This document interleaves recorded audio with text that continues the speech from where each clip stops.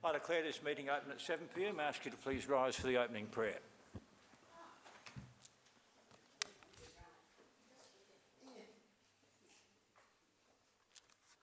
We pray for understanding and guidance in our debate as we make decisions that will impact on the lives of all who reside, work and visit the city of Burnside.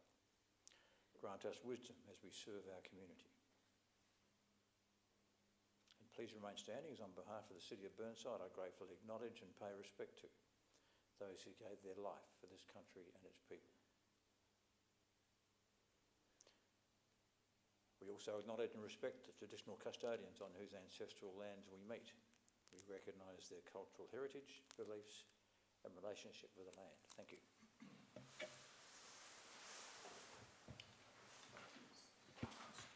I welcome the member of the gallery to this meeting.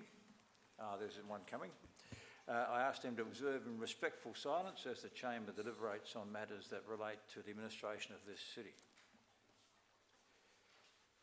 I take the opportunity to remind elected members and members of the public in the gallery that all council meetings are recorded and also now live streamed through the City of Burnside website. Please use your microphones when you speak so that the sound comes through on the streaming and also so we can hear you around the chamber. Should there be a fire or any other emergency, an alarm will sound, and please follow the directions of council staff. We have no apologies, no leave of absence. Can I have a recommendation, please, that the minutes of the meeting we held 25th of September be taken as read and confirmed? Move Councillor Davies, second Councillor Davis. All those in favour? Against? That's carried. My report was distributed with the meeting papers. It was a brief report. Any questions on that report? Then can I have a recommendation that be received? Move Councillor Osterstock, second Councillor Lemon. All those in favour? Against? That's carried. I'll move around the chamber for your report, starting with Councillor Osterstock. Last night I attended the Burnside Retirement Services Incorporated, commonly referred to as Pineview Board meeting, my capacity as a member of the board. And Councillor Davey will correct me, I think it was the week before, Wednesday before that, I attended in my capacity as a board member of the Burnside War Memorial Hospital.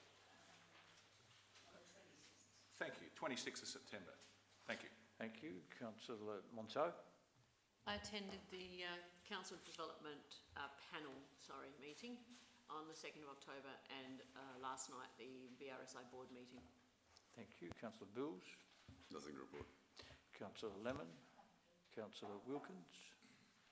As printed, the Council Assessment Panel on the 2nd of October and a meeting of Burnside Retirement Services Board last evening, the 8th. Thank you. Thank you. Councillor Davis. Councillor Piggott and I met with a number of residents in relation to cut-through traffic in an area in our ward to discuss cut-through traffic, parking issues and speeding, as well as long-term parking from other residents. So we met about 20 or 30 people. So, thank you. Councillor Piggott, I guess you attended the same meeting. Nothing more to report. Thank you. Councillor Davey. Thank you, Your Worship. I attended a meeting of the Burnside War Memorial Hospital on the 26th of September. I need you to actually specifically say that with your microphone on, Councillor Piggott, so we get it formally recorded. Sorry, yeah, absolutely. Look, I attended the same resident meeting on Sunday, just gone, and nothing more. Thank you. Councillor Lord. Nothing to report. Councillor Cornish.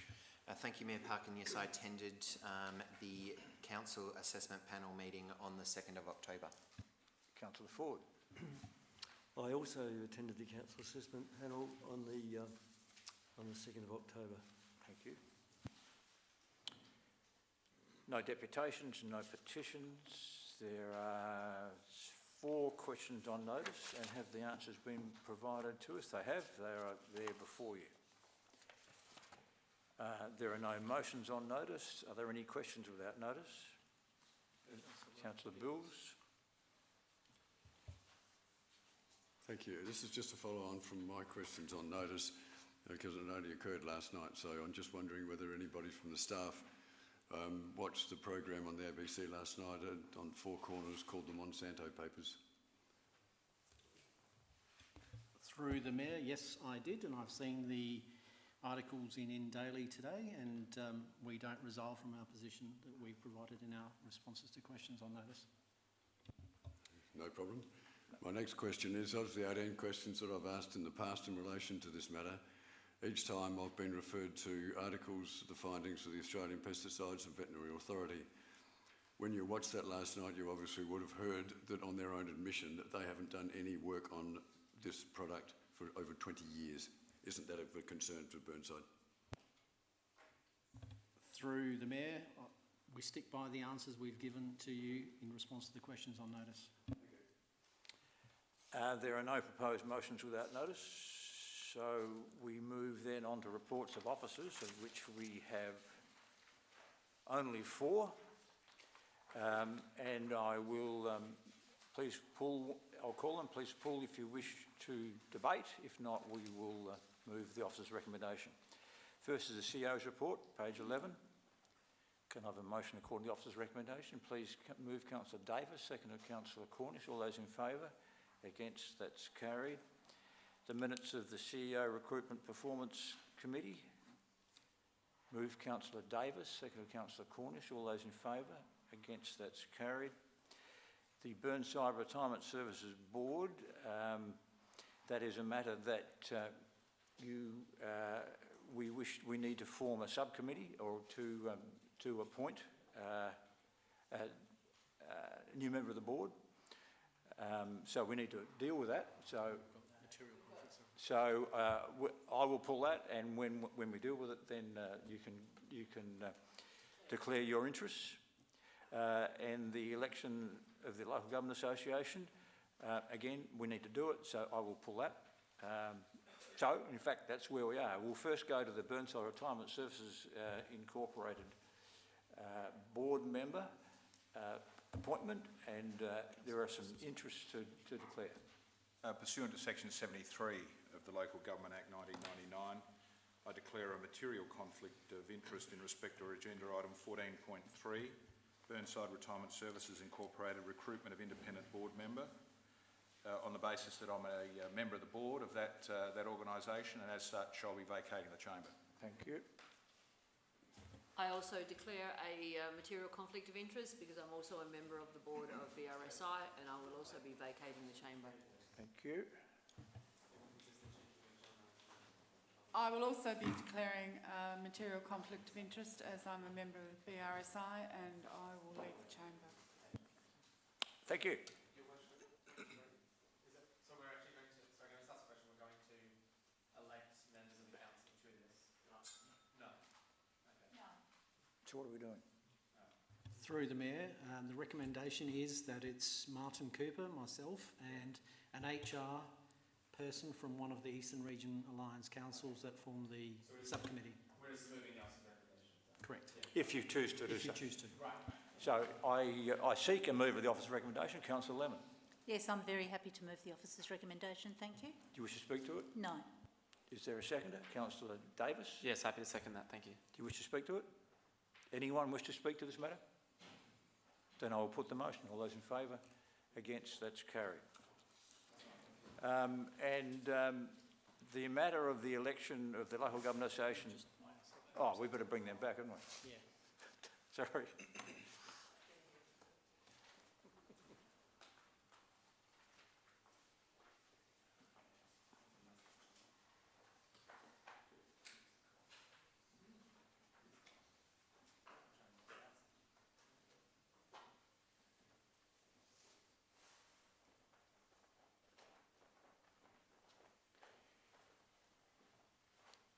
The matter of the LGA South Australian President, which is for this next term is a regional president, is on our agenda. We as a council get a vote on this. There's 2 ways we can deal with this. I can accept a motion from the floor that we can debate, or we can choose to, if no one has a motion from the floor, then I suggest I'll hand over to the administration to conduct the ballot.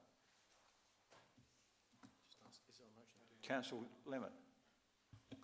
Well, as I did last time, I've actually gone through Thank these, and we can still go for a ballot, but what I've got here, and this is not cast in stone for me, this is merely my opinion. So I've gone through all the candidates, and there aren't that many of them. There's 5. There's 5. And we're choosing one. I was very impressed by Mayor Sam Templer from Tumby Bay. He's in his first term of office, and both Councillor Cornish and I have actually watched him in action at some LGA functions where we have both been, and he's impressive. This is his first term, however, so whilst I would not be unhappy for him to actually take this, I think there are others in these 5 that have greater experience. The next person in line is Dave Burgess, who was the most recent one, I think, or within our term of office, he's already been. Councillor, I actually need a motion from you, and then you can speak to So it. my motion is that we endorse Anne Ferguson, Mayor Anne Ferguson from Mount Barker. So that's your motion. Now you can speak to it, and then you continue on your Thank you. analysis. So Dave Burgess, as good as he was, he's already had a go at it. This is new, and I think that the other candidates, every one of these candidates would do a good job. I was also impressed with Erica Vickery, but again, she's quite new to the game. She's only was elected in 2010. She's only been a mayor for 1 term, and I think that Anne Ferguson has been associated with local government since 1992, and I very much admire her dedication to Mount Barker. I very much admire her dedication to local government. She has vast knowledge.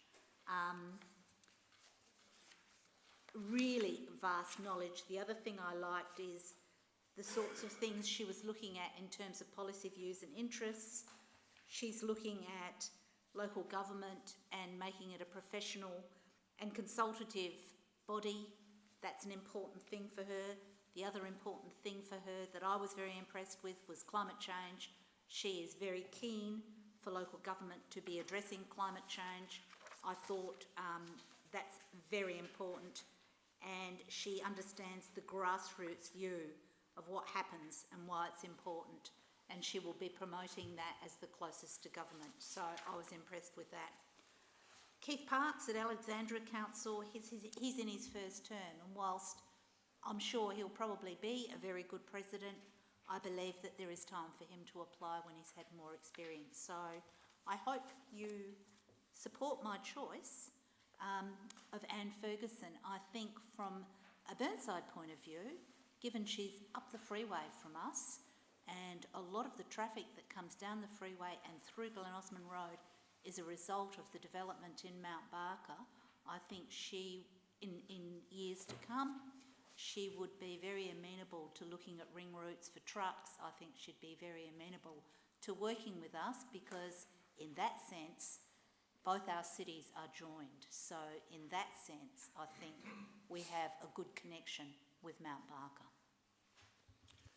Thank you. I think it's probably incumbent on me. I know all these people well because of my connections through the Local Government Association. I take no, I think Councillor Lemon has analysed them pretty well. I agree with Sam Telfer. I think he's an exceptional young man, but he'd be in his mid-30s, but self-taught, but has qualified, runs his own farm with his young family. I'm very impressed with Sam. David Burgess was president 2 years ago, putting his hand up again. He did a solid job. Mayor Erica Vickery from Narracourt, very interesting background, I think very competent. I'd be quite happy to see her there. No, I'm just giving you the debate so that you can choose whether second or not. Thanks. It's not a point of order.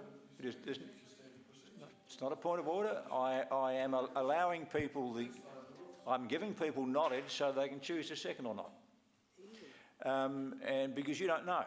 And Anne Ferguson, I agree, I think would be very good, but I don't think she'd get in because she would not be regarded by the majority of the 48 rural councils as being properly rural. Mayor Keith Parkes, yes, competent man, I agree. He's been as long as he's only been mayor for one term. So I know these people well. That's my summary, and I seek a seconder to the motion that Councillor Lemon has put up. Councillor Davey? I'm happy to second the motion. I endorse all of the comments that Councillor Lemon made. I think her CV and her experience in local government would be an asset, and so I'm happy to endorse her, to second this motion and endorse her. Councillor Davis? Councillor Davis, yes. Councillor Yes, Wilkins, thank you. sorry. Can I just make comment that I thought that we were getting the CVs for 5 people in our agenda. We don't seem to have it. We've had part of. There was an error with that. They were sent to you by email yesterday lunchtime. On my box. By Robert Dabrowski. Anyway, I don't have an issue with supporting Anne Ferguson. I think she'd be an excellent choice, but it would be good for once to have an individual vote from each person in the room. I think that's the democratic way to go, but I'm happy to support this because I do agree with Anne. Councillor Davis. Yeah, I just wanted to quickly comment on the strangeness of the timing of this one. It seems to me like they should wait until the next election rather than voting a whole bunch of people in right before we go to an election. But I'm happy to support Anne, and I agree with everything that Helga's said. Councillor Lemon. There's always a problem when the annual general meeting of the LGA corresponds with an election period. So the convention is that you swear in your new officers at the annual general meeting, if by chance the officer sworn in fails to make the cut, then a by-election will be held, but it's never yet happened. Doesn't make sense. They should push it until... It's a matter of balance of problems, and this is the where they are at the moment. 25% of the time is a problem. Councillor Piggott. Let's do it next time. I went through these as well, although I do thank Councillor Lemon. She does make the running on this, and I don't have an objection to Anne Ferguson, but I did choose somebody else. So actually, I wouldn't mind if we were to vote this down, perhaps to actually put it around and do an election of it. I think that is probably a sound thing to do. So for that point, I'd speak against the motion. Yeah, we'll vote against it. And if it doesn't get up, then I'd propose we actually do a vote. Thank you. My query of the administration is, if in fact we do a vote, would every council member be asked to put one name on a bit of paper? Correct. And the most number of names will be our preferred candidate. If there's an equal number, then we'll deal with... Deal with those 2 equal ones, or 3 equal ones. Okay, thank you. Councillor Monceau. I'm going to vote this down for the same reason as Councillor Piggott and Councillor Wilkins. I believe, as I did at the last meeting, that we should be voting independently and confidentially about our preferred option. Councillor Ford.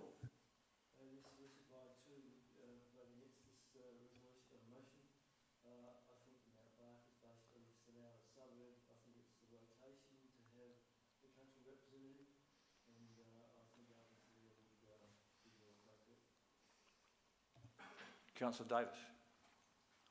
Just a quick question. It seems to me that if the majority of elected members agree with this motion, then she would have gotten up if we had a vote anyway.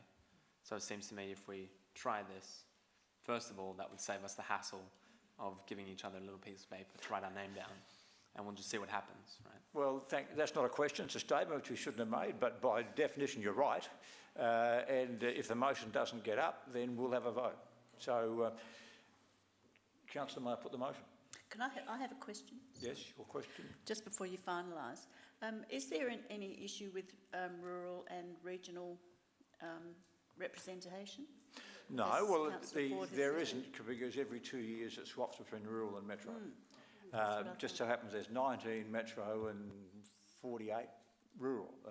So there's a lot of councils out there, but they're not very big. So, but we all vote, all councils vote on this position. So It's only come up once in my time, because each other time there has not been a contest. But this time there is. That's what we're dealing with. Councillor Lemon, you wish to speak to it? I wish to sum up. I hope you support this, but I'm not averse to going to a vote either. I will be voting for Anne Ferguson, and as I think a lot of others in this room will be. The point that I want to make is that Mount Barker is deemed to be rural. Your opinion is irrelevant, Councillor Ford. Thank you. I put the motion. All those in favour? Those against? Motion is carried.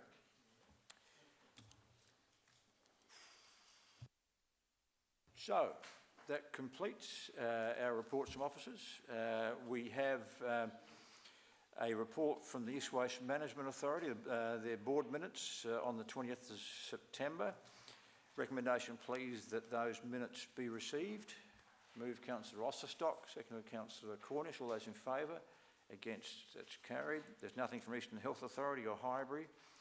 We have the minutes of the Air Water Board meeting on the 21st of September. Can I have a recommendation, please, that they be received? Move Councillor Wilkins, seconded Councillor Cornish. All those in favour? Against? That's carried. There is nothing from Eastern Regional Alliance. There's no council correspondence. Any other business? Councillor Lemon. Sorry. Thank you, Your Worship. As everyone in this chamber, thank you. As everyone in this chamber would be aware or should be aware, the Ombudsman released a report last Friday into complaints against one of our councillors who has since resigned, Councillor Bagster. This is the report. I seek to table this report at this meeting and have it included in the minutes. The reason I seek to do that is that this report originated under our watch, and I believe we need to own it. I'm not asking for any decisions. I'm asking this public document to be tabled in our minutes, and I hope you support that. So you are actually proposing a motion without notice on this matter? Yes, thank you. That report be tabled. I accept that as a motion. And be included in the minutes. Okay. Have a seconder to that effect? Councillor Davey? Thank you, Worship. Yes, I'm happy to second that report. I think it's a very important report. It reflects, sadly, a lot of what we have had to endure as a council over the last several years. The time frame is quite extensive, and I for one would like to apologise to the staff in particular for the angst that they've had to endure throughout this whole episode. So I think it's very relevant that it's not only the staff, although they were particularly affected, the CEO and the executive in particular, and the managers. A lot of my colleagues have had to put up with bullying and harassment, I believe, as a part of this whole episode. So I think it's quite pertinent that it is recorded in our minutes. Councillor Osterstock. Yes, just out of an abundance of caution, even though I have legal advice that I don't have a material conflict of interest with anything to do with this particular former elected member, there may be a perception that I have a conflict of interest, and therefore, pursuant to section 75 and 75A, I declare a perceived conflict of interest, albeit, as I said, definitely not a material conflict of interest, as I've received legal advice to that fact. And I intend dealing with this perceived conflict of interest by remaining in the chamber, participating in the debate if I so choose, and voting on this motion. Councillor Dave. I'd like to reiterate what Councillor Osterstock said for myself. Can I do that? Yeah. Councillor Ford. Thank you, Worship. I endorse the motion to table the document. Of course, in doing so, I realise the difficulty that the Ombudsman has faced in this process, because the product at the end of the day is a result of information that is supplied and put in, and the Ombudsman can only do what he can do with that information. So as a result, it is unfortunately not balanced. And I think, though, that this council does require to record it, and it may be the subject of later scrutiny. But I think that considering the amount of money, the distraction that has been created as a result of an event in 2016, it has been an inappropriate process, and unfortunately that's the result. But I think we are duty bound to table it. Councillor Pickett. Thank you, Mr Mayor. I support the motion also. I would like to take up Councillor Ford on a couple of comments he's made, though, and I feel that the unique position of Ombudsman is one that sits above all of us and has the ability to independently review everything on both sides of an argument when he has to review something. And if you take the time to read the 173 pages of that report, what it does do is actually painstakingly reproduce a high level of communications from Councillor Bagster, starting from, I think, March last year. In fact, the situation started, the issues were alive and well before that, but that's the time zone that the Ombudsman has focused on. And what he has done is, from an impartial and external view, looked at all that correspondence and seen it as very much bullying and harassment of staff and elected members. One of which wasn't me, I should point out. I wasn't one of the complainants, but when you read that report, it's quite incredible, and perhaps reinforced to me quite why it had such a major personal effect on particularly a number of our staff. So it's ingenuous of Councillor Ford to actually downplay it. The other thing that's of note in his recommendations is that, and this is relevant to me because Councillor Bagster is nominated for the ward of Kensington Gardens and McGill, is that his recommendation is, and perhaps insistence, I'm not sure of the law there, but is that should Councillor Bagster be re-elected to this council is duty bound to go to the district court to, in the absence of him not resigning in 7 days, duty bound to have him taken off the council. He clearly is of the view he is not suitable to be part of the city of Burnside. Thank you. I just had a question of the administration, through your worship. There was a statement made from Councillor Ford that there was communications missing. Is it the case that Councillor Bagster was afforded every opportunity to make his own comments and submissions? This is not a position that we can debate, and it's inappropriate that we debate, and it's not appropriate that the staff here respond to that. But I think the record speaks for itself. Councillor Cornish. Thank you, Mayor Parkin. Yeah, just a question, and going on from something Councillor Ford mentioned. I did read the report, and it did mention that the report had to be received by council within 2 ordinary meetings of it being made public. Would this suffice as the council receiving the report?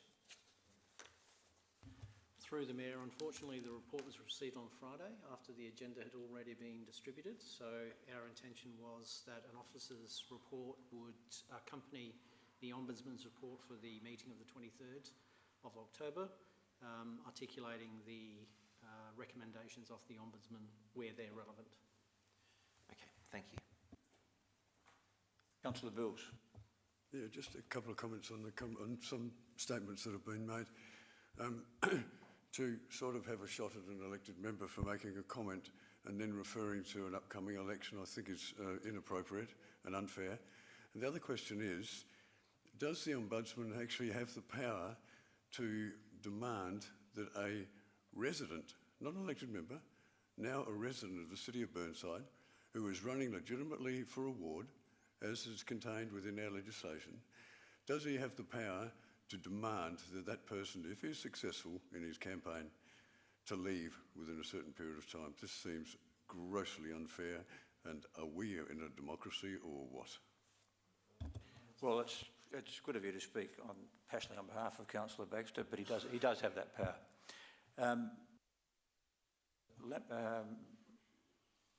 Lemon, you may sum up. Well, given that this is going to come to council at our next meeting, I don't know that there's much more to add now, except those that haven't read the report ought to read all 173 harrowing pages and come to our next meeting very well informed with what the Ombudsman said. As Councillor Piggott said, the Ombudsman is the higher authority, and the Ombudsman in this case was acting on behalf of ICAC, and I think that is something we ought to remember as well.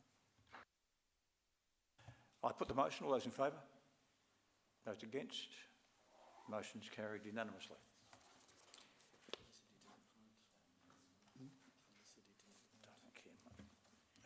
Councillor Burnside, you have a question? I just have a question in relation to correspondence. I did receive a copy from Robert of the response we received as a council from Dipty in relation to the intersection of the freeway, Glen Osmond and Portrush Road and Crossroad. If no one else has seen it, then I will leave my comments till next time, but if it is appropriate for me to say anything or for it to be reported? I know nothing about it. The administration will put it on the agenda for next meeting. All right, okay. That's fine. Okay. There's no confidential items. I declare the meeting closed at 7:32 p.m. 2 minutes over.